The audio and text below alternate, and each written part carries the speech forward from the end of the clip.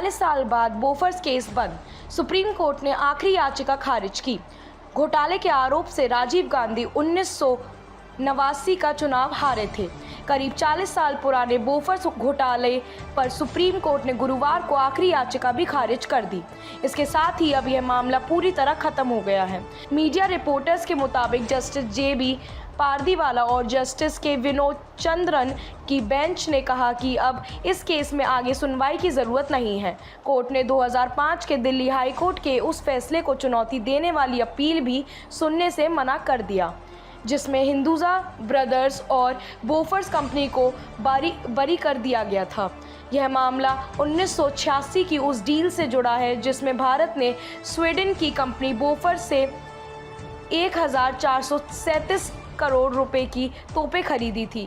बाद में आरोप लगे कि इस सौदे में कमीशन दिया गया था।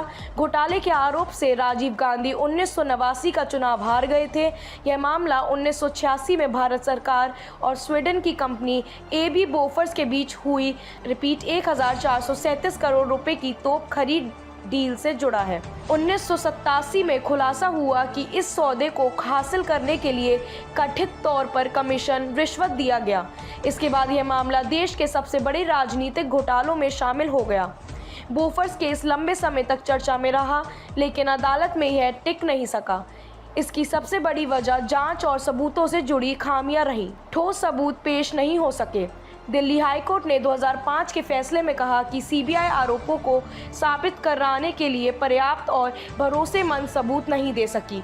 आरोप तो लगाए गए, लेकिन उन्हें सीधे तौर पर किसी आरोपी जोड़ने वाली कड़ी नहीं मिल पाई। विदेशी दस्तावेज प्रमाणित नहीं थे।